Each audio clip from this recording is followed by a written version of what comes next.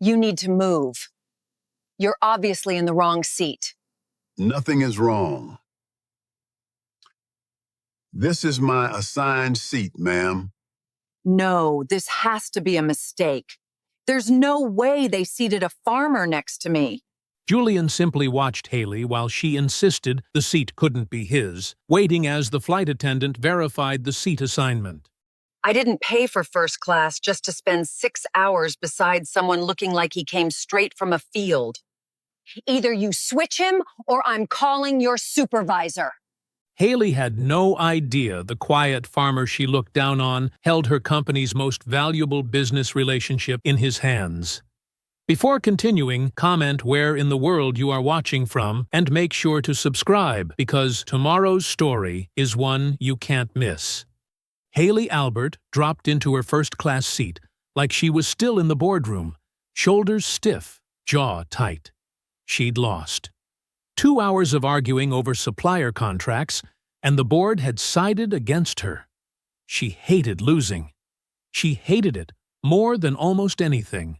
She pulled out her phone, scrolling through emails she wasn't really reading, just trying to burn off the anger sitting in her chest like a hot coal. Then a shadow fell over her seat. She looked up. An older black man stood in the aisle. He wore a straw hat, worn soft at the edges, and a red flannel shirt rolled up at the sleeves.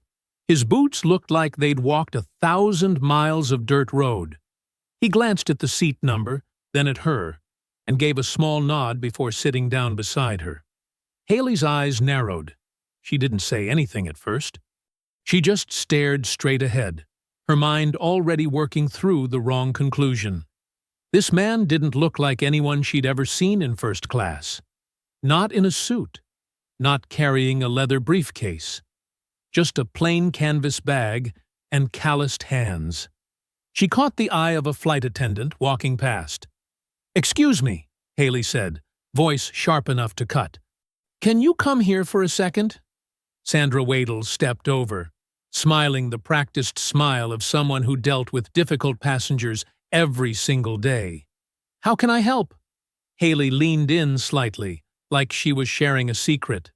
"I think there's been a mix-up. This gentleman," she said the word like it tasted bad, "might be in the wrong seat." Julian Marrow didn't even turn his head. "No mix-up," he said quietly. "This is my seat." "Sir, I wasn't talking to you," Haley snapped. The man beside her turned his head slowly, and for the first time, Haley saw his eyes. Calm, steady. Not the kind of calm that came from fear. The kind that came from a man who'd been tested before and had nothing left to prove. "Well, I'm talking to you," Julian said. His voice didn't rise. It didn't need to. Haley's face flushed. She turned back to Sandra. "I just think, for comfort reasons, maybe he'd be more suited to a different section of the plane." A woman 2 rows up turned around. A man across the aisle lowered his newspaper an inch, just enough to watch. "Comfort reasons," Julian repeated the words slow, like he was turning them over in his hand to check for rust. "That's an interesting way to put it." "I didn't mean anything by it," Haley said quickly, though her tone said otherwise. "Sounds like you meant something by it," Julian said. Sandra shifted her weight, caught between 2 passengers and a cabin full of eyes. "Sir, do you have your boarding pass handy? I can double-check the seat assignment." Julian reached into his shirt pocket without hurrying and handed it over. He didn't look angry. He didn't look embarrassed. He looked like a man waiting for the world to catch up to something he already knew. Haley crossed her arms and stared out the window, her knee bouncing with impatience. She could feel the stares now, prickling against the side of her face like static electricity. She told herself she didn't care. She told herself she was just trying to keep things orderly, professional, appropriate. That word kept circling in her head. Appropriate. But some small, honest part of her, the part she usually kept buried under meetings and deadlines and designer heels, knew exactly what this looked like. And she hated that too. "You know," Julian said, breaking the tense silence between them. "I've flown 100 times. Never had somebody question my seat before I even got settled in." Haley didn't answer. Her jaw tightened. "That tells you something," Julian added, quieter now, almost to himself. "Don't it?" The cabin lights flickered slightly as the plane's engines hummed louder, preparing for departure. Around them, the murmurs of nearby passengers hadn't stopped. Someone near the back had their phone raised, angled just enough to catch the exchange. Sandra held the boarding pass in her hand, glancing between the two of them, the tension in the cabin thick enough to touch. "Let me just verify this real quick," she said, voice careful, professional, and steady, despite the storm brewing 3 feet away from her. Sandra Waddell looked down at the boarding pass in her hand, then back up at her screen. She tapped a few keys, her eyes moving between the two. The cabin waited. Even the low hum of the engines seemed to quiet down, like the whole plane was holding its breath. "Seat 2A, Sandra said. "That's you." She looked at Julian. "Everything checks out. This is your assigned seat." Haley's mouth opened before her brain caught up. "That can't be right." "It's right," Sandra said, gentler this time, but firm. "I'm sorry for the confusion." "There's no confusion," Haley said, her voice climbing now, sharp enough that a few more heads turned. "I just think, given the circumstances, it might make more sense for him to sit somewhere else. I'm sure there's an empty seat in the back." Julian let out a slow breath through his nose. Not quite a laugh. Not quite anything else, either. "The circumstances," he repeated. "What circumstances would those be?" Haley didn't answer. She didn't need to. Everyone in earshot understood exactly what she meant, even if she wasn't brave enough to say it out loud. "I paid for this seat," Julian said, and now there was steel under the calm. "Same as you. Maybe more, considering I booked it 2 months ago and didn't wait till the last minute." "That's not the point," Haley snapped. "Then what is the point?" Julian asked. He wasn't yelling. He didn't need to. His voice cut clean through her noise like a blade through paper. "Because from where I'm sitting, the point is you took one look at me and decided I didn't belong here." Haley's face went red. "That is not what I said." "Didn't have to say it," Julian replied. "I got ears. I got eyes. I know what this looks like." A man across the aisle lowered his phone slightly, making sure the little red recording light stayed pointed their way. Haley didn't notice. She was too busy trying to claw her way out of a hole she'd dug herself straight into. "I would like a different seat," Haley said to Sandra, turning away from Julian entirely, as if that would end the conversation. Surely that's not too much to ask. "I can check availability," Sandra said carefully. "But I want to be clear, there's no seating error here. Mr. Marrow is exactly where he's supposed to be." "Then move me," Haley said. "I can do that," Sandra said. Her tone had shifted now, cooler, more clipped. Professional courtesy was one thing. This was something else. "Give me just a moment." Julian shook his head slightly, more sad than angry. "You don't have to move," he said. "I ain't going nowhere. And you don't have to either. Plane's got plenty of room for both of us." Haley shot him a look sharp enough to draw blood. "I wasn't asking for your permission." "Didn't think you were," Julian said evenly. "Just telling you how it's gonna be." The exchange had drawn enough attention that the cabin had gone almost silent, save for the low mechanical hum beneath their feet. A woman near the front covered her mouth, whispering something to the man beside her. Another passenger frowned, arms crossed, watching Haley with open disapproval. Haley felt the eyes on her like heat lamps. She wanted to disappear. She wanted to lash out. Instead, she did neither. She just sat there, arms folded tight across her chest, staring at the seat back in front of her like it had personally wronged her. Sandra returned a minute later. "I'm sorry, ma'am. First class is fully booked today. There's nowhere else to move you." Haley said nothing. Her silence was its own kind of confession. "We'll be closing the cabin doors shortly," Sandra added, glancing between the two passengers one last time before moving down the aisle to finish her checks. Julian settled back into his seat, folding his hands in his lap, calm as still water. Haley sat rigid beside him, refusing to look his way, refusing to acknowledge the small crowd of strangers who now knew exactly the kind of woman she was. The plane door sealed with a heavy metallic thud. The engines roared to life beneath them, and the aircraft began its slow crawl toward the runway. Haley stared straight ahead, jaw clenched, humiliation burning hot under her skin. Julian looked out the window, watching the tarmac blur past, saying nothing more.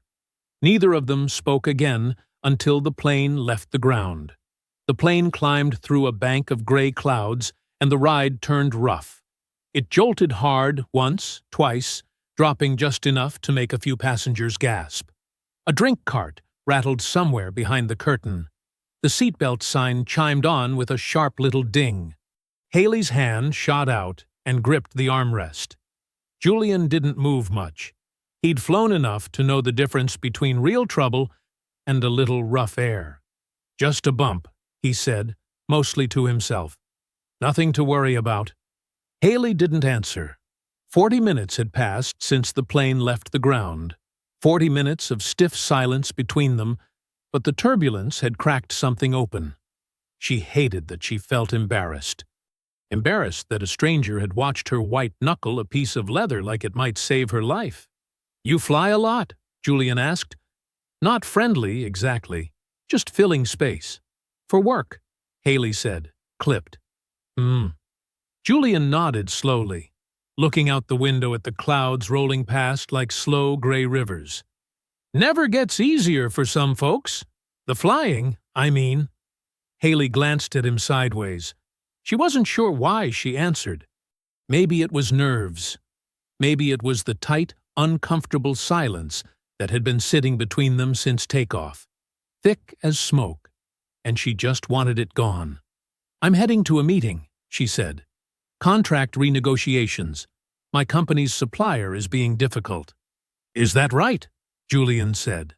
Something flickered behind his eyes, quick and unreadable. "Big supplier," Haley added, almost like she was trying to remind herself she was important. $350 million account. Not exactly small potatoes. "No," Julian said. "Don't sound small at all." The plane bounced again, lighter this time, and Haley's grip on the armrest loosened slightly. "And you?" she asked, more out of obligation than curiosity. "What is it you do?" "I run a farm," Julian said simply. Haley almost smiled. There it was, confirmation of everything she'd already decided about him back on the jet bridge. A farmer. Of course, she could picture it already. Some small patch of dirt, a couple of chickens, maybe a roadside stand selling tomatoes on the honor system. "That's nice," she said, and the words came out dipped in condescension, thin and sweet like poisoned syrup. "Good, honest work. Small operations like that, they're the backbone of this country, you know. Salt of the earth." Julian turned his head and looked at her for a long moment. Something in his expression shifted. Not anger, not yet. Something closer to quiet amusement, like he was watching someone walk straight toward a cliff they didn't know was there. "Salt of the earth," he repeated slowly, testing the words. "That's one way to put it." "I just mean," Haley said, backpedaling slightly without knowing why, "it's admirable. Working the land. Simple life." "Nothing simple about it," Julian said. "Get up before the sun. Work till it's gone. Weather can wipe out a whole season overnight. Bank breathing down your neck the whole time." He paused. "But I hear what you're saying." Haley shifted in her seat, suddenly unsure if she'd offended him or amused him. Maybe both. "Family operation," Julian continued. 3 generations now. Started with my grandfather. Built it up from nothing but dirt and stubbornness. A small, proud smile tugged at the corner of his mouth. "We supply grain. Specialty stuff. Good relationships with some big companies, too." "Oh?" Haley said, only half listening now, her mind drifting back to her own meeting, her own problems. "Yeah," Julian said. "Matter of fact, I'm headed to meet with one right now. Big one. Long-standing contract." The seatbelt sign chimed off with a soft ding, and the captain's voice crackled through the speakers, announcing smoother air ahead. "What's the company called?" Haley asked, mostly out of politeness now, already reaching for her phone. "Halbrook Foods," Julian said. "Ever heard of them?"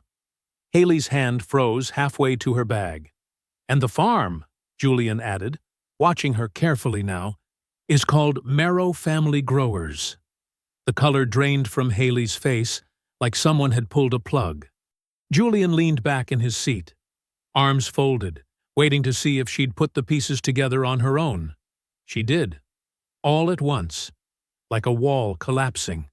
Haley Albert sat frozen, her hand still hovering near her bag, her mind racing to catch up with what her ears had just heard. Merrow Family Growers. She knew that name. She'd typed it 100 times in emails. She'd signed off on it in spreadsheets. She'd argued about it in board meetings not 12 hours ago. It wasn't some small roadside farm with a couple of chickens and a hand-painted sign. It was Holbrook's sole supplier for their entire specialty grain line. A $350 million contract. Her contract. The one she personally managed. The man sitting beside her. The one she'd tried to have moved. The one she'd called the gentleman like it was a slur. The one she'd told to sit somewhere else for comfort reasons, was Julian Merrow. The Julian Merrow. "You all right?" Julian asked, though his tone made it clear he already knew the answer. He wasn't asking out of concern. He was asking because he wanted to watch her squirm. Haley's mouth went dry. "I didn't realize." "Didn't realize what?" Julian said, voice even, unhurried. "That I own the farm? Or that I was somebody worth being polite to?" The words landed like a slap. Haley's face burned hot with humiliation, and beneath that, something colder. Fear. Real fear. The kind that came from realizing you'd just handed a loaded gun to someone you'd spent the last hour insulting. "Mr. Merrow, She stopped, swallowed hard, tried again.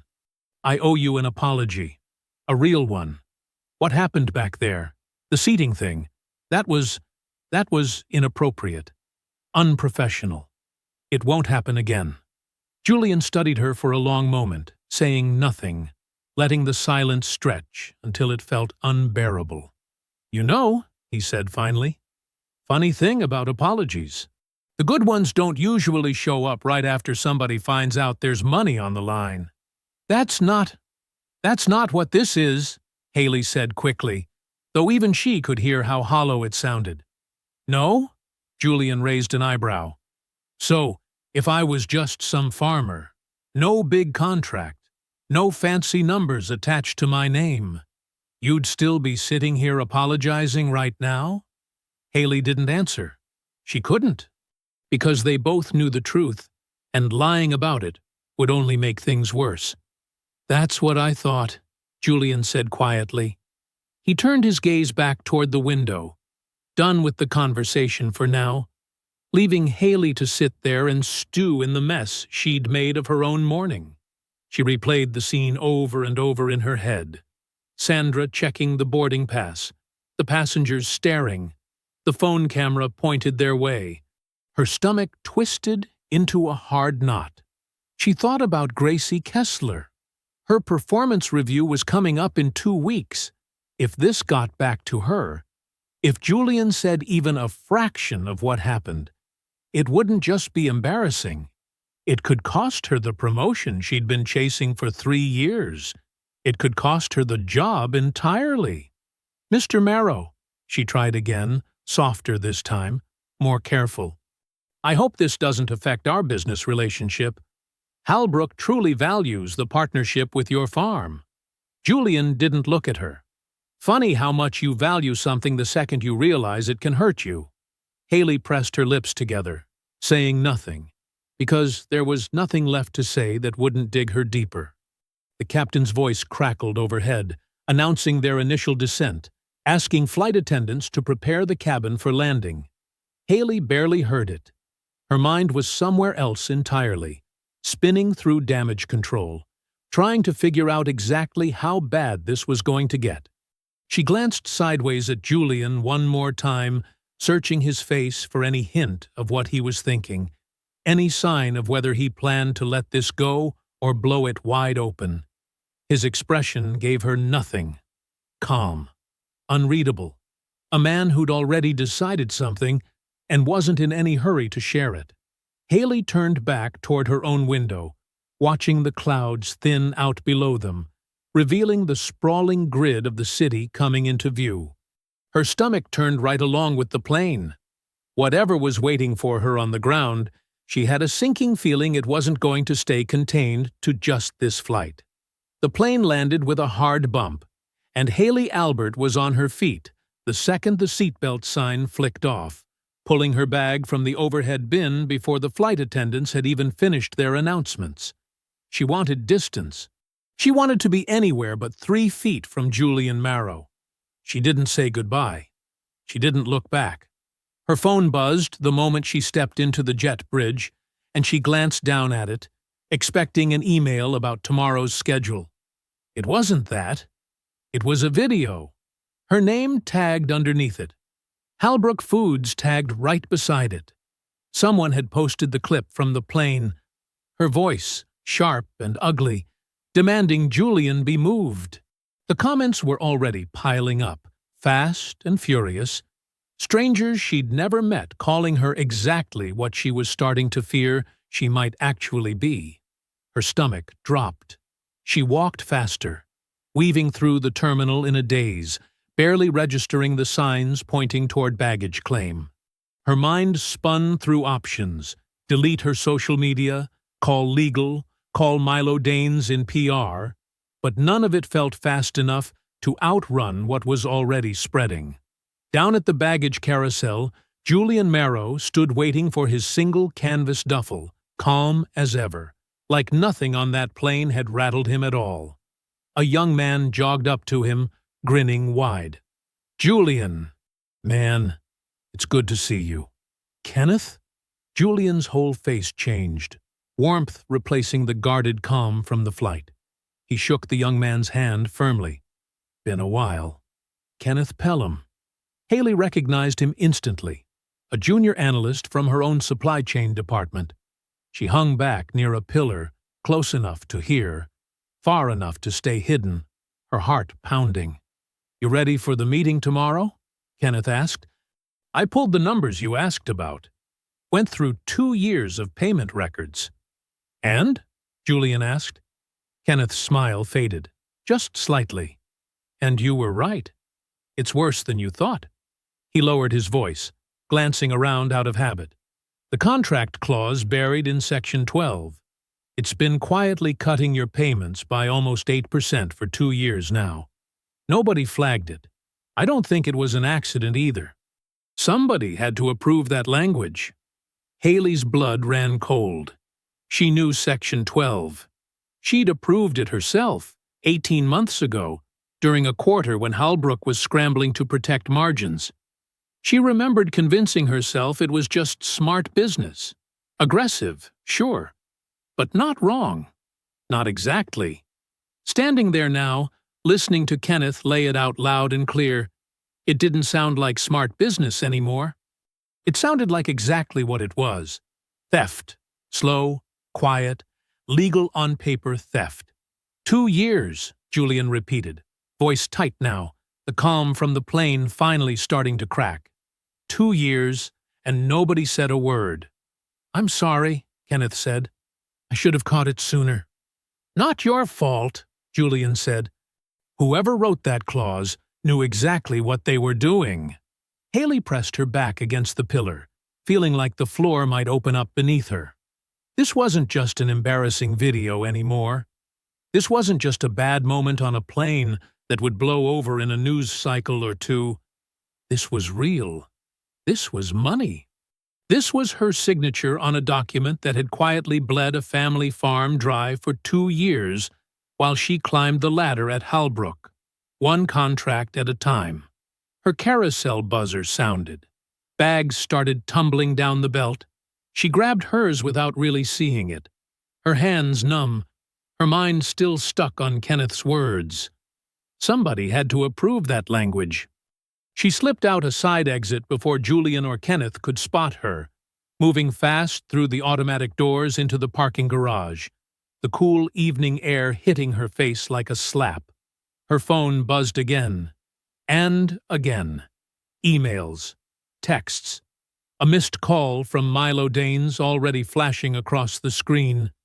She leaned against a concrete pillar, chest tight, and stared at the growing pile of notifications lighting up her screen. The flight had only been the beginning. Whatever came next, she had a sick feeling it was going to be so much worse. Haley Albert barely slept. She spent most of the night scrolling through her phone, watching the numbers climb. A few thousand views turned into tens of thousands. By the time she pulled into the Halbrook Foods parking garage the next morning, the video had passed 500,000. Her hands shook as she gripped the steering wheel. Inside the building, the whispers started before she even reached her office. Co-workers who usually greeted her in the hallway suddenly found reasons to look at their phones instead. A junior assistant near the elevator quickly covered her screen when Haley walked by, but not fast enough to hide the headline glowing across it. Halbrook executive caught demanding black farmer leave first-class seat. Haley's stomach twisted into a hard, sick knot. She'd barely dropped her bag at her desk when Milo Danes appeared in her doorway, phone in hand, tie slightly loosened, looking like a man who hadn't slept much either. "We need to talk," he said. "Now!" She followed him into a small conference room, and the second the door shut, he turned on her. "Do you have any idea what's happening right now?" he snapped. "This isn't some little local story anymore. It's national. Reporters are calling. Our social media team is drowning in comments. Somebody tagged the CEO's personal account." "I know," Haley said, voice tight. "Then you know we need a statement. Today. Something that shows accountability. Something that makes this go away fast." "Accountability," Haley repeated, the word bitter in her mouth. "You mean an apology?" "I mean whatever gets the cameras pointed somewhere else," Milo said flatly. "This is a PR fire, Haley. Right now, it's a fire. Give it 2 more days without a response. And it's an inferno." Haley rubbed her temples, feeling the walls close in. An apology meant admitting fault. Admitting fault meant opening the door to questions about the contract, about Section 12, about numbers she desperately needed to stay buried. "Let me handle it," she said. "I'll talk to a few people. Smooth things over quietly before we go making some big public statement that just fans the flames."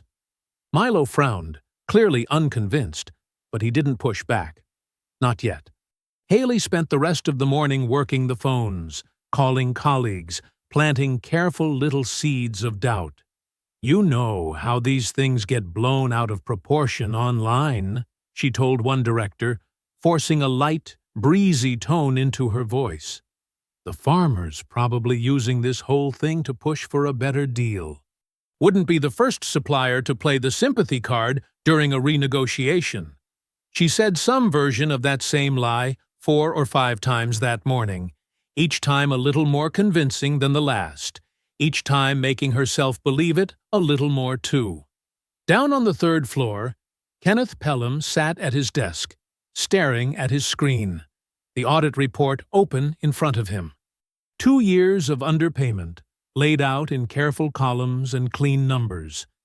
He'd worked on it late into the night, cross-checking every figure twice, making sure there wasn't a single mistake that could be picked apart. He was drafting an email to send the report up the chain when a knock sounded at his cubicle wall. He looked up. Haley stood there, arms crossed, a tight smile stretched across her face that didn't quite reach her eyes. "Kenneth," she said pleasantly. "Got a minute?" "Sure," he said, though something in his gut told him this wasn't going to be a friendly conversation. "I heard you've been putting together some numbers," Haley said, keeping her voice light, casual, like they were discussing lunch plans instead of a supplier fraud case. "I just want to make sure whatever you're working on is fully accurate before it goes anywhere. Wouldn't want to cause any unnecessary panic based on incomplete data." Kenneth's hand hovered over his keyboard. "I've triple-checked everything." "I'm sure you have," Haley said. "But maybe hold off sending anything up the chain for now. Let me handle the situation with Mr. Merrow directly. No sense complicating things further while emotions are running high." Kenneth hesitated, torn between the pressure radiating off his supervisor and the numbers glowing on his screen, numbers that told a story he knew was true. "Okay," he said quietly, though the word tasted wrong the second it left his mouth. Haley smiled, satisfied, and walked away. Kenneth stared at his unsent email for a long moment before slowly closing the laptop lid, the report still sitting there, unfinished business waiting for a courage he wasn't sure he had yet. 2 days passed before Julian Merrow walked back through Halbrook's front doors, this time dressed sharper than he had been on the plane. A clean button-down instead of flannel, though he still wore the same steady, unshaken look in his eyes. Kenneth Pelham met him in the lobby, shook his hand, and led him up to the 14th floor, where a conference room had been reserved for the meeting Julian had personally requested. Haley Albert was already seated at the head of the table when they walked in, her expression carefully arranged into something professional, something that didn't match the panic still churning underneath. "Mr. Merrow," she said, standing to shake his hand. "Thank you for coming in." "Wasn't really a choice," Julian said, taking his seat without returning much warmth. "Figured it was time somebody at this company looked me in the eye." Haley sat back down, folding her hands in front of her. "Of course. I want you to know we take this matter very seriously." "Good," Julian said. "Then you'll understand why I'm here." He didn't waste time with small talk. He laid it out plain and simple, the same way he'd laid it out to Kenneth at baggage claim 2 days earlier. He wanted the underpayment clause removed. He wanted 2 years of lost income made right. And he wanted a public acknowledgement, not some vague corporate statement buried on a press page nobody would find. "I'm not asking for a handout," Julian said, voice steady. "I'm asking for what's fair. What was owed to me from the start." Haley nodded along, her face doing a careful impression of concern. "I completely understand your position, and I want you to know Halbrook values this partnership immensely." "Then fix it," Julian said simply. "These things take time," Haley said. "Contract renegotiations go through legal, through finance, through several layers of approval. I promise you, I will personally make sure this gets the attention it deserves." Julian studied her for a long moment, the same look he'd given her on the plane, the one that saw straight through the polish to whatever was underneath. "Time," he repeated slowly. "Funny. You had plenty of time to write that clause into my contract. Didn't take you 2 years to do that." Haley's jaw tightened. "I understand your frustration." "Do you?" Julian leaned forward slightly. "Because from where I'm sitting, it looks a whole lot like stalling." "I assure you it's not," Haley said, though her voice had gone thinner, tighter around the edges. The meeting ended without any real commitment. Just vague promises wrapped in corporate language, designed to sound like progress while promising nothing at all. Julian left the building with his jaw set tight, Kenneth walking him back down to the lobby in uneasy silence.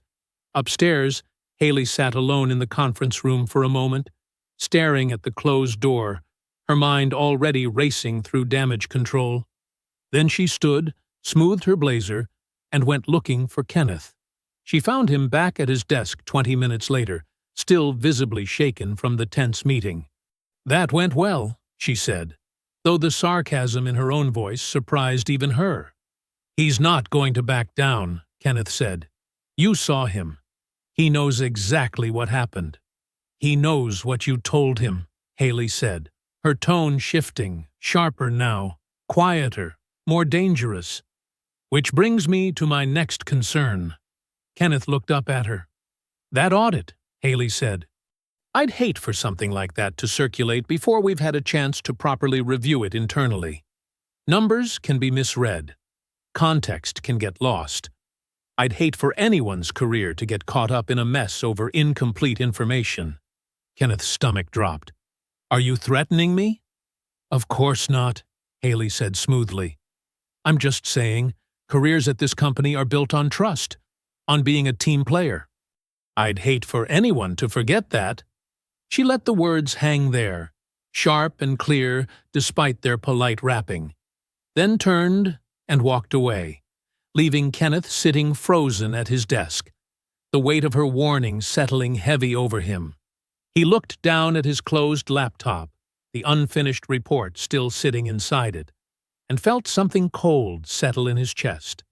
He didn't send anything that night, but he didn't delete it either. Somewhere deep down, a small, stubborn part of him wasn't ready to let it go. By the end of that week, Haley Albert had a plan, and she moved on it fast. She requested a private meeting with Gracie Kessler, Halbrook's CEO, framing it as an urgent update on the situation. Gracie's office sat on the top floor, all glass and quiet authority, a wall of windows looking out over the city. Haley had always found the room intimidating. Today, she needed it to work in her favor. "Thank you for making time," Haley said, taking the seat across from Gracie's desk.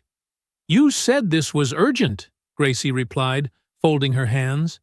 Silver streaked through her dark hair, and her eyes carried the weight of someone who'd spent decades building a company she was fiercely protective of. "I've seen the video, Haley. I want to understand what happened."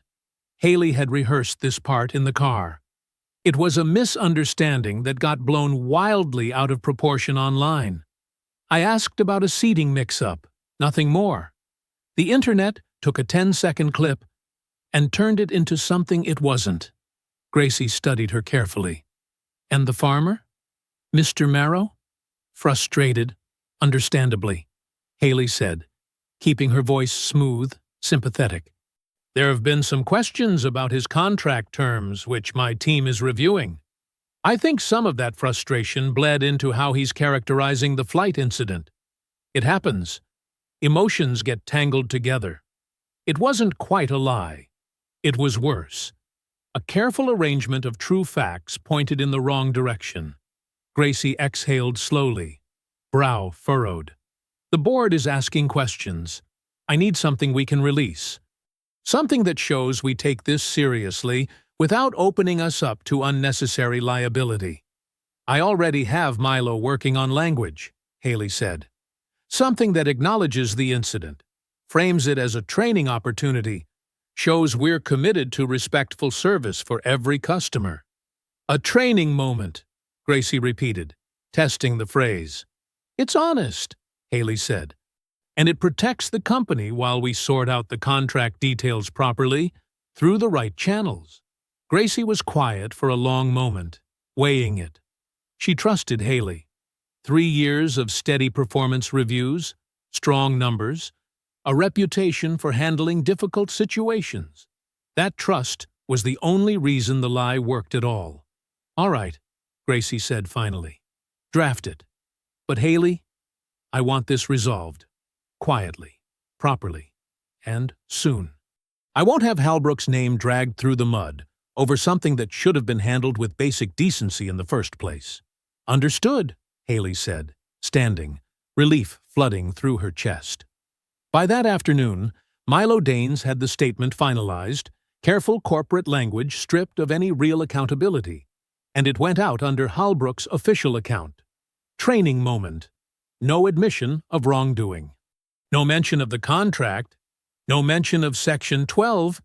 Haley also made sure Kenneth Pelham's reassignment came through that same day. buried in routine paperwork, moving him from supply chain analytics down to a records department 3 floors below, far from anything resembling influence. Nothing dramatic, nothing that would raise questions, just a quiet, bureaucratic burial. Julian's renegotiation request sat untouched in a legal review queue. No timeline attached, no updates offered. That evening, Haley poured herself a glass of wine at home, sitting alone at the kitchen island, finally letting her shoulders relax for the first time in days. The statement was out. Kenneth was neutralized. Julian was stuck, waiting in bureaucratic limbo, with no leverage left to pull. She'd survived. She raised her glass slightly, toward no one. A private little toast to her own cleverness. In the next room, she could hear her husband Roland on the phone, his voice low and businesslike, discussing something about a joint development project with a partner she didn't recognize. She didn't think much of it. Roland was always on calls like that, smoothing over some deal or another. She took another sip of wine, feeling, for the first time all week, like maybe she'd actually gotten away with it. She had no idea Roland had left the office door cracked open. And she had no idea that 2 floors below their apartment building, in a modest unit rented by a co-worker's cousin, Sandra Waddell happened to be visiting for dinner. Close enough to the shared wall that certain sounds carried further than anyone in the Albert household ever bothered to consider. For now, though, Haley sat in her kitchen, wine glass in hand, believing the worst was finally behind her. She was wrong. Sandra Waddell sat at her cousin's kitchen table, half listening to dinner conversation, half scrolling through her phone, when a voice drifted through the thin wall separating the 2 apartments. She almost didn't catch it at first. Just a murmur, muffled, the kind of background noise you tune out without thinking. But then a name floated through, clear as anything. Marrow. Sandra's fork stopped halfway to her mouth. She knew that name. She'd spent an entire flight watching a woman try to humiliate a man over that exact name, watched her fold under the weight of who he turned out to be. Sandra hadn't thought about that flight in days, not really, though it had stuck with her more than she'd admitted to anyone. She leaned closer to the wall, heart starting to pound. "Already handled it," the voice said, and Sandra recognized it instantly. Haley Albert. Sharp, clipped, unmistakable. The same voice that had demanded a stranger be moved off a plane like he was furniture in the wrong room. The statement's out. Kenneth's been moved somewhere, he can't cause problems. And Marrow's contract request is buried so deep in legal review it'll be months before anyone even looks at it. A pause. A man's voice answering, lower, harder to make out. "Roland," Sandra guessed. "I told you I'd handle it," Haley said, laughing now, a light, satisfied sound that made Sandra's stomach turn. "The video thing. Already old news. People forget in a week. Give it 2, and nobody will even remember his name."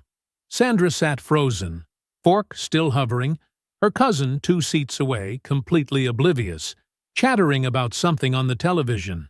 Sandra didn't chatter back. She reached into her pocket, pulled out her phone, and hit record. She held it near the wall for almost 2 full minutes, capturing enough. The confidence in Haley's voice, the casual cruelty of it, the clear admission that this wasn't a misunderstanding at all. It was a cover-up, planned, executed, bragged about over wine like a job well done. When the voices finally faded, moving to another room, Sandra sat back slowly, hands trembling slightly around her phone. She thought about Julian, the way he'd sat there on that plane, calm and steady, refusing to shrink himself down just because somebody wanted him to.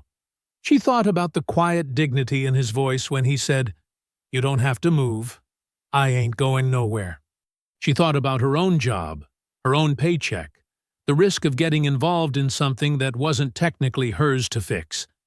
Then she thought about staying silent, and how that felt worse.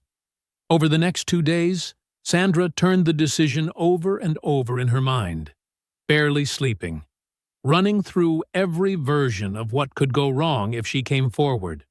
She could lose her job. She could get sued. She could become the story instead of just a footnote in it. But every time she tried to talk herself out of it, she remembered the look on Haley's face when she'd been forced to admit there was no seating error. The way she'd tried to save herself the second she found out who Julian was, instead of simply because it was right. That wasn't an apology. That was fear dressed up as manners. On the third day, Sandra made a call to a local reporter she'd found through a quick search. Someone who'd covered corporate accountability stories before. Someone with a reputation for checking facts twice before running anything. "I have something you need to hear," Sandra said, her voice steadier than she felt. "And I have proof." She sent the recording that evening, along with a written account of what she'd witnessed on the flight. Every detail, exactly as it happened. No exaggeration needed. The truth was damning enough on its own. 2 days later, the reporter called back. "We had it authenticated," she said. "Voice matches. Timeline checks out. This is real, Ms. Wadle. And it's big." Sandra closed her eyes, a strange mix of fear and relief washing over her at once. "When does it run?" she asked. "End of the week," the reporter said. "I just wanted you to be ready. Once this goes out, there's no taking it back." Sandra thought about Julian one more time, about the quiet strength in his voice on that plane, about how some people fought loud and some people fought patient, but both kinds of fighting mattered just the same. "I'm ready," she said.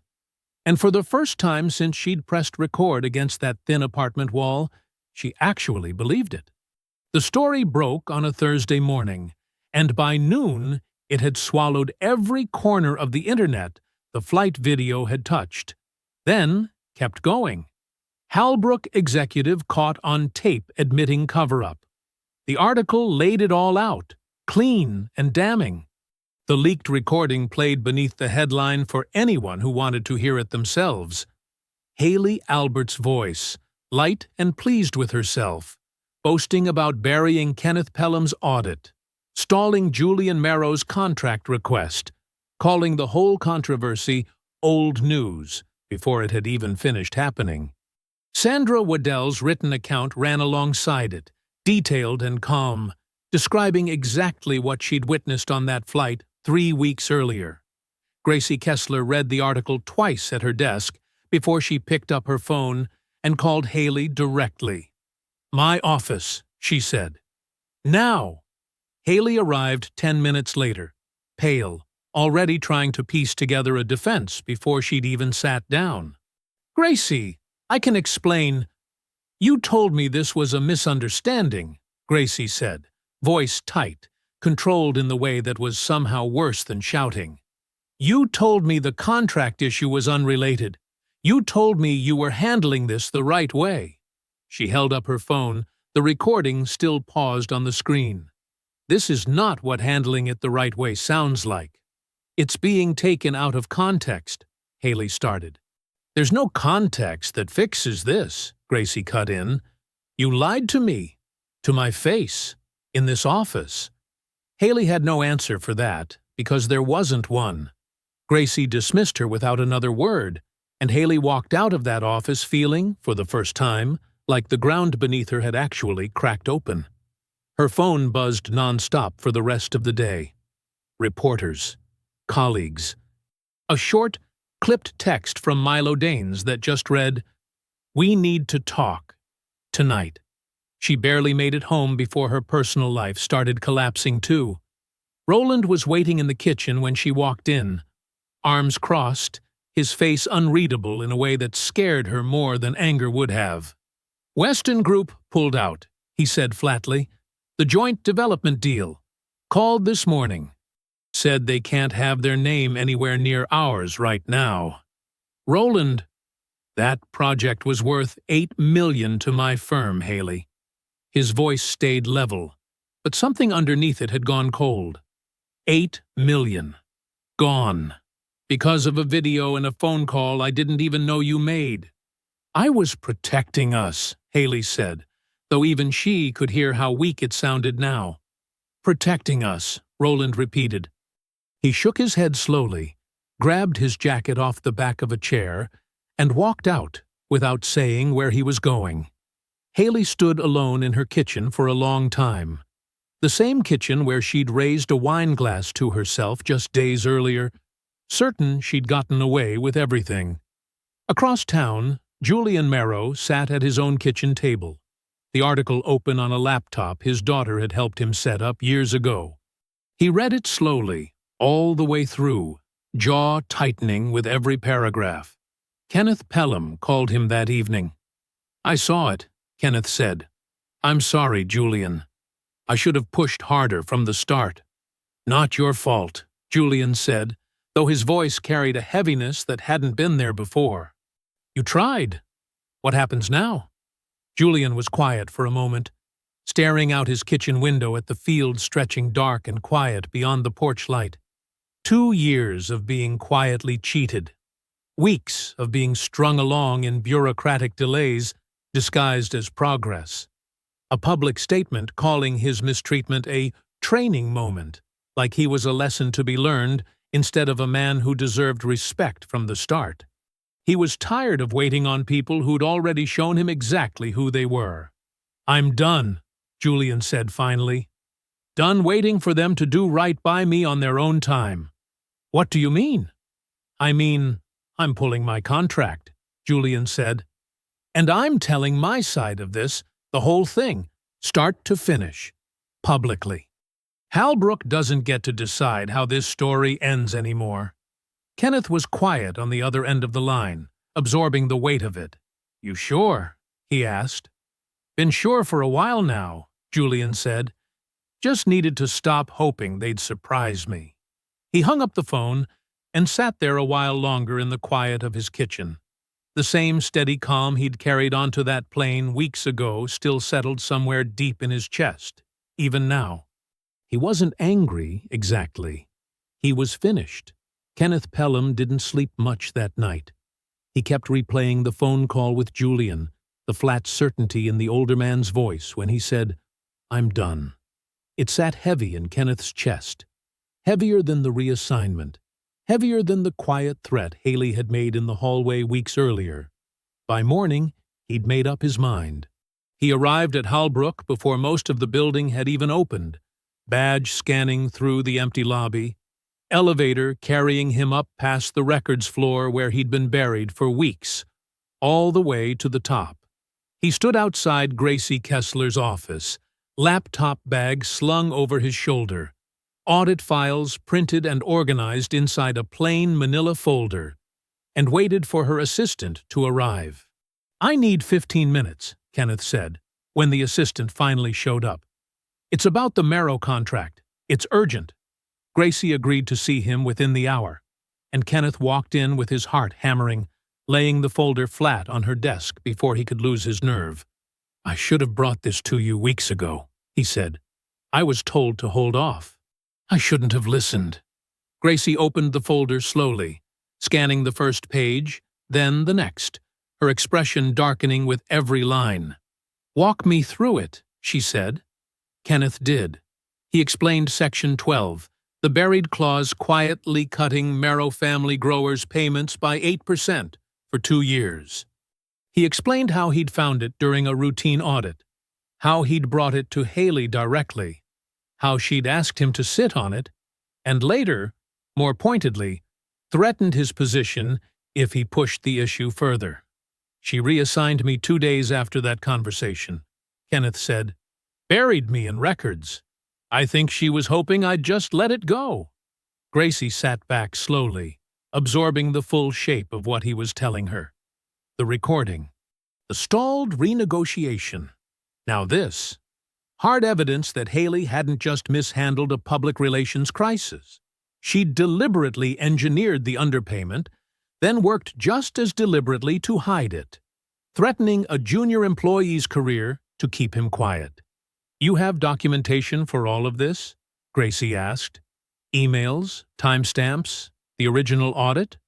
"All of it," Kenneth said. "I kept everything." Gracie closed the folder, pressing her palm flat against the cover for a moment, jaw tight. "Thank you for bringing this to me," she said. "I know it wasn't easy, especially after what happened the first time you tried." "I should have come to you sooner," Kenneth said. "You're here now," Gracie said. "That matters more than you think." She studied him for a moment longer, something like respect settling into her expression. "I want you to stay close today," she said. "Available. I have a feeling I'm going to need this exact information again very soon, and I want you in the room when I do." Kenneth nodded, relief and nerves tangled together in his chest. After he left, Gracie sat alone at her desk for a long time, the folder still open in front of her, the full picture finally clear. The flight, the recording, the buried audit. Haley hadn't made one bad decision under pressure. She'd made a whole series of them, each one worse than the last, and covered each one with another lie stacked carefully on top.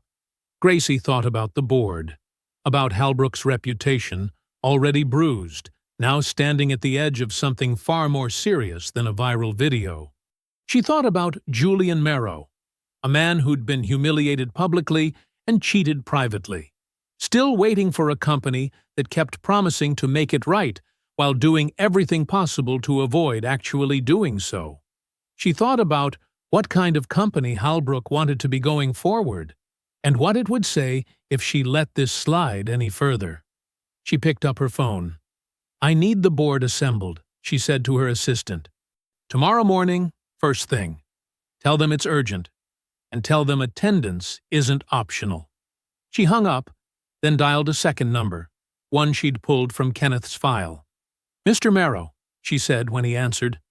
"This is Gracie Kessler, CEO of Halbrook Foods. I'd like to personally invite you to a meeting tomorrow morning. I think it's time you heard directly from us, in person, exactly how we intend to handle this." There was a pause on the other end of the line. "I'll be there," Julian said. Gracie set the phone down, exhaled slowly, and began preparing for the hardest meeting of her career. The boardroom on the top floor of Halbrook Foods filled quickly the next morning, chairs scraping against polished floors as members took their seats around the long glass table. Gracie Kessler stood at the head of it, a folder in front of her, her face calm but unmistakably grim. Haley Albert walked in last, dressed sharp, composed, doing her best impression of a woman who had nothing to worry about. She took her usual seat near the middle of the table, nodding politely to colleagues who barely met her eyes. "Thank you all for coming on short notice," Gracie began, once the room had settled. "I called this meeting because Halbrook is facing a crisis that goes far beyond a viral video."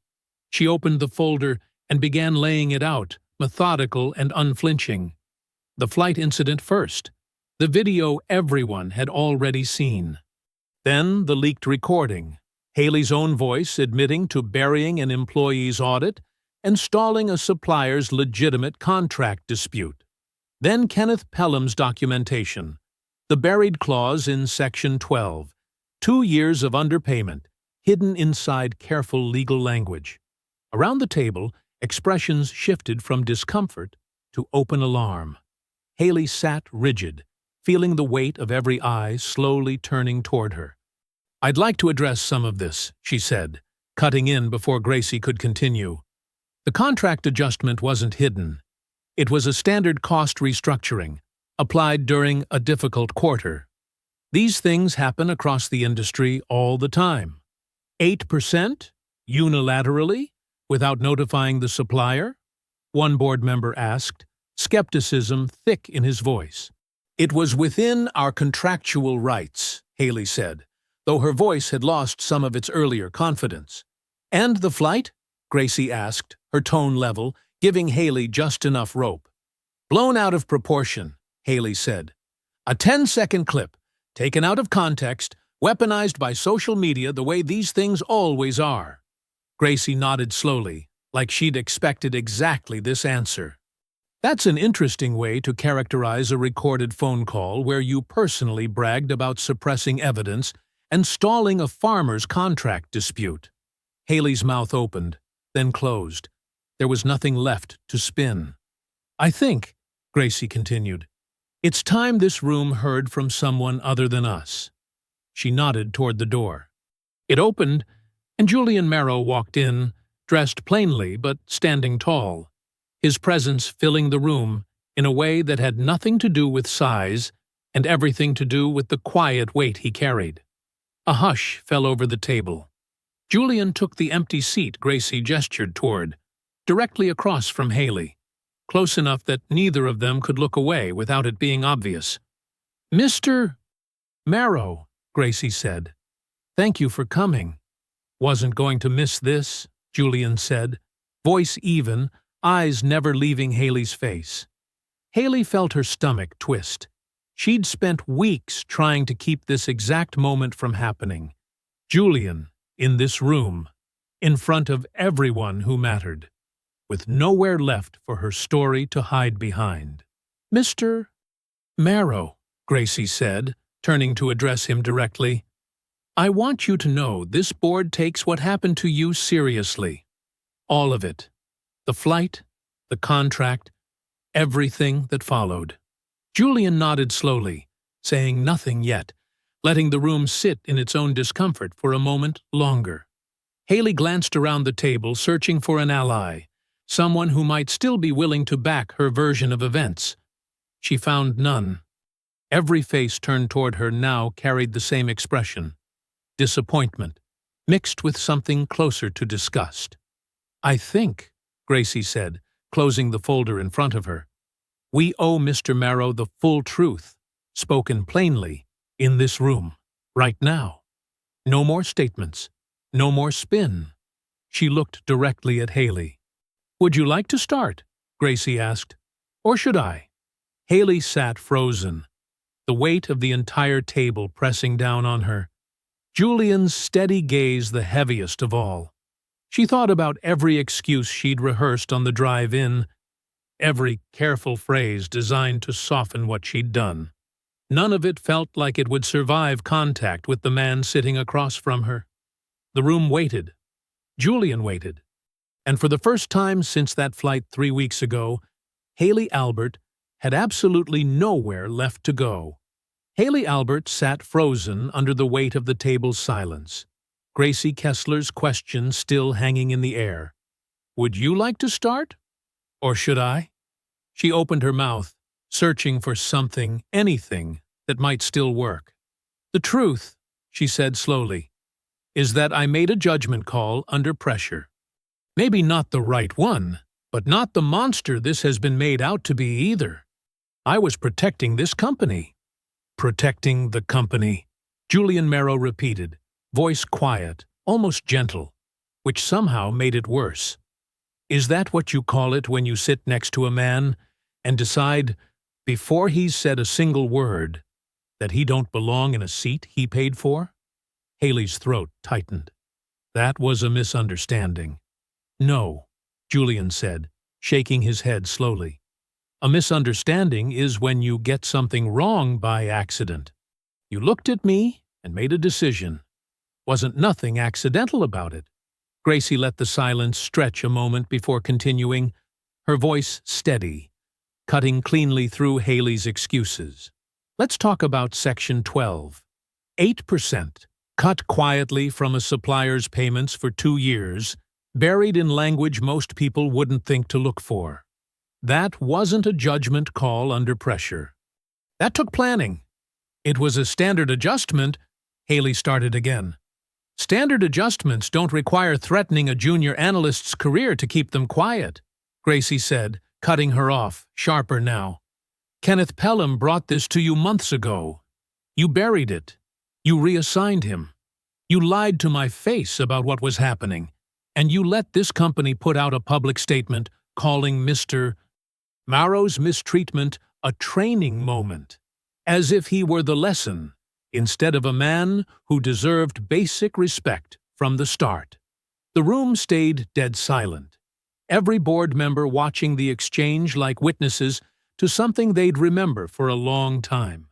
Julian leaned forward slightly, elbows on the table, his voice steady but carrying real weight now. "You want to know what that 2 years cost me?" he said. "Wasn't just money, though the money mattered plenty. Almost lost a piece of land my grandfather bought with his own 2 hands, because the numbers didn't add up the way they should have. Had to lay off 2 workers I'd known most of my life. Watched my own daughter ask if we were going to be all right, and I had to tell her yes, when I wasn't sure myself." Haley's carefully composed face finally cracked, just slightly. "And then," Julian continued, "on top of all that, I get treated like I snuck onto a plane I had no business being on. Like paying for a seat wasn't enough. Like I had to prove I belonged there. Same as everybody else who never got asked twice." "I didn't know," Haley said quietly. And for the first time, it almost sounded honest. "That's the problem," Julian said. "You didn't need to know. You just needed to look." Gracie closed the folder in front of her, finally turning fully toward Haley, her expression carrying the particular exhaustion of someone who'd trusted the wrong person for far too long. Halbrook cannot survive by protecting executives who exploit and humiliate the very people who help build this company's success, Gracie said, her voice carrying clearly to every corner of the room. "We built our name on honest partnerships. You built a career here quietly cheating one of them and covering it up when it threatened to come out."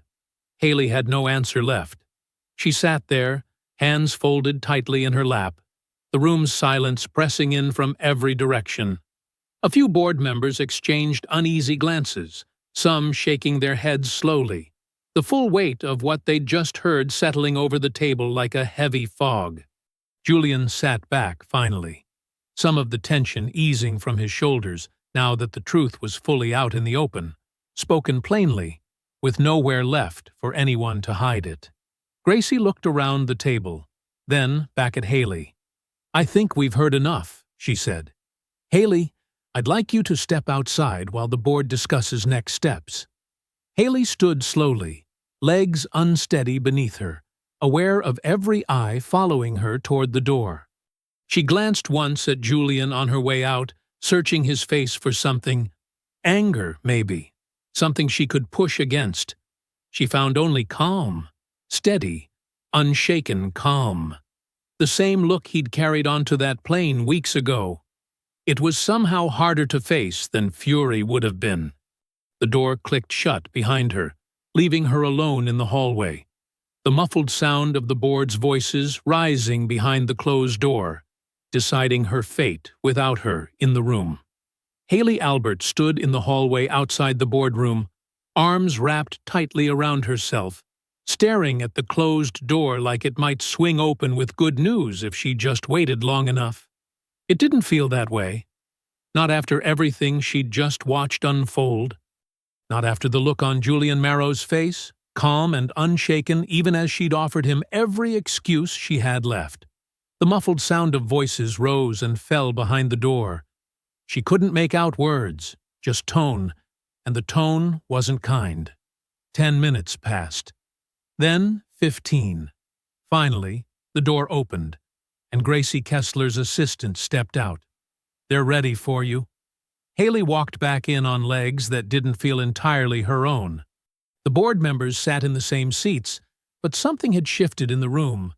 Some final decision already settled into the air before she'd even taken her place at the table. Julian remained seated too, watching quietly. Gracie stood.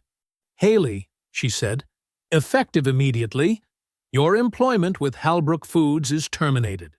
The words landed harder than Haley expected, even though some part of her had known they were coming since the moment Julian walked through that door. "The board has also agreed," Gracie continued, "that we will not issue a vague statement burying what happened. We will acknowledge this publicly and directly. The flight incident, the underpayment, and the attempt to cover it up. Halbrook owes Mr. Merrow that much, and frankly, we owe our own employees and customers the same. Haley's mouth opened, but nothing came out.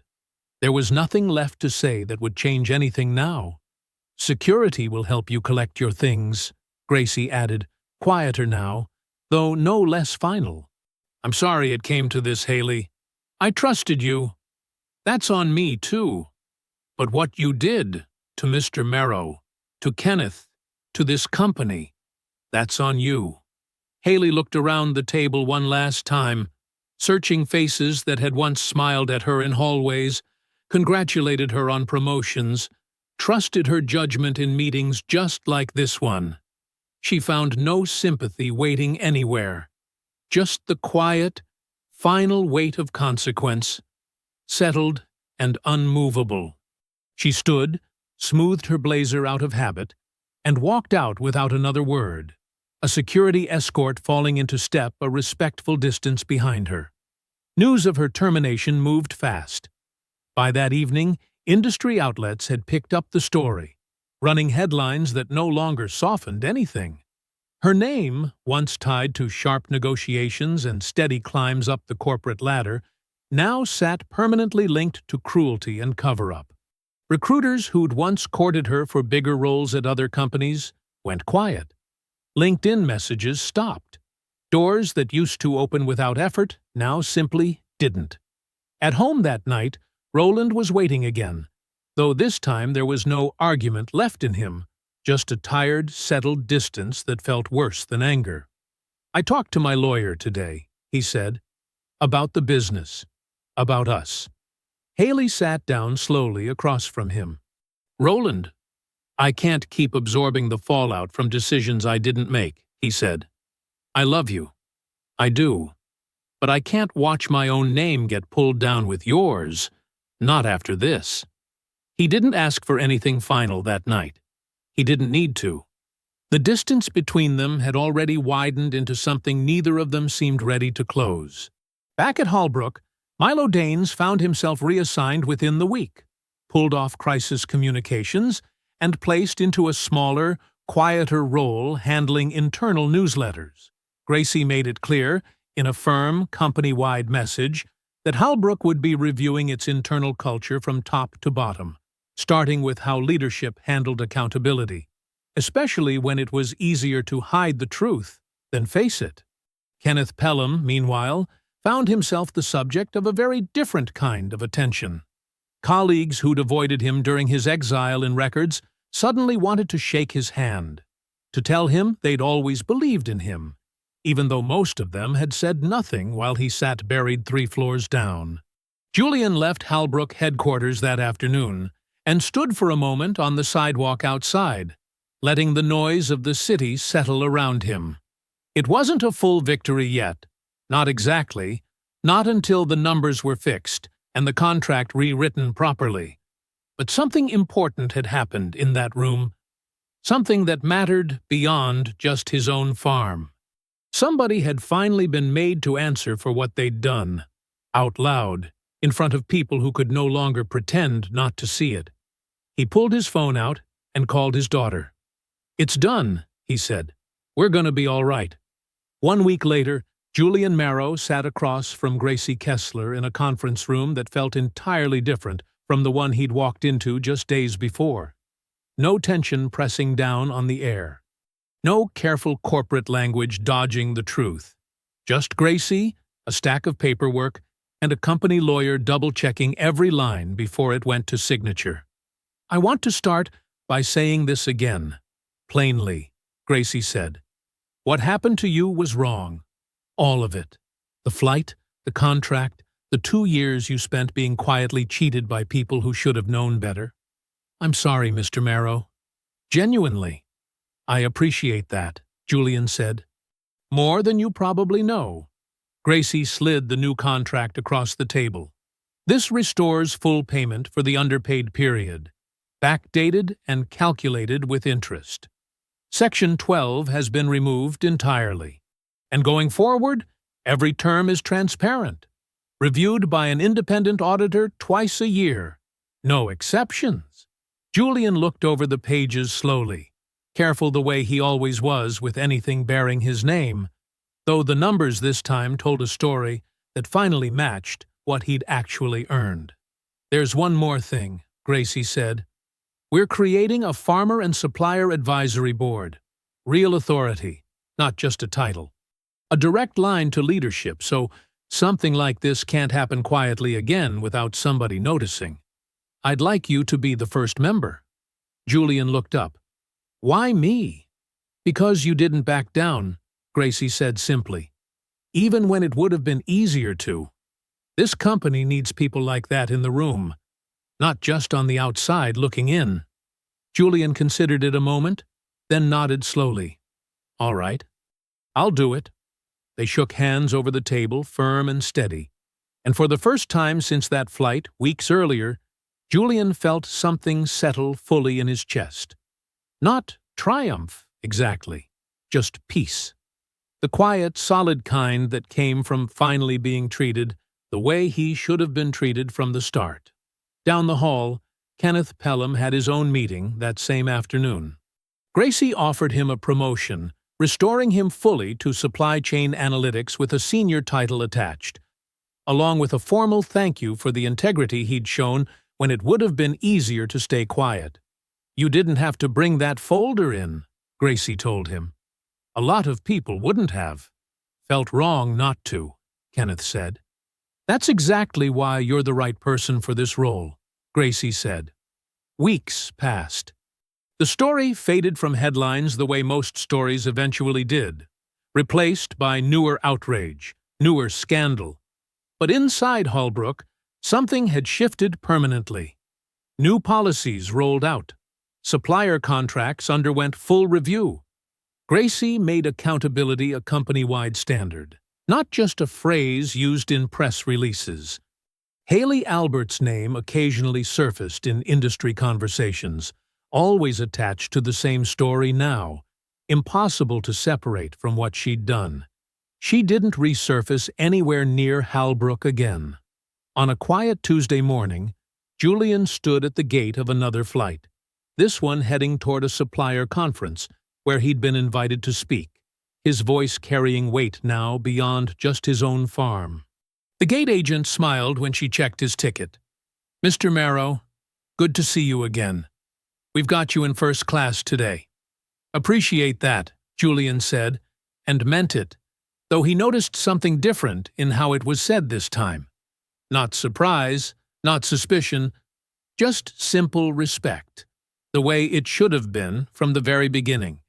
He boarded early, settling into his seat by the window, watching the ground crew move steadily below on the tarmac. A flight attendant passed by and greeted him warmly by name. No hesitation in her voice at all. The seat beside him stayed empty as boarding continued, and Julian found himself glancing at it once, remembering the woman who'd once sat there, remembering everything that single flight had set into motion. He didn't feel anger anymore, thinking about it. Just a quiet kind of closure, the sense of a long, hard chapter finally closing the way it should have from the start. The cabin door sealed shut. Engines hummed to life beneath him. Julian leaned back, looked out at the open sky waiting beyond the window, and let himself breathe easy for the first time in a long while. Whatever came next, he was ready for it, steady and sure, the same way he'd always been. The plane lifted off the ground, climbing higher, carrying him forward into whatever waited next. If you enjoyed the story, leave a like to support my channel, and subscribe so that you do not miss out on the next one. On the screen, I have picked 2 special stories just for you. Have a wonderful day.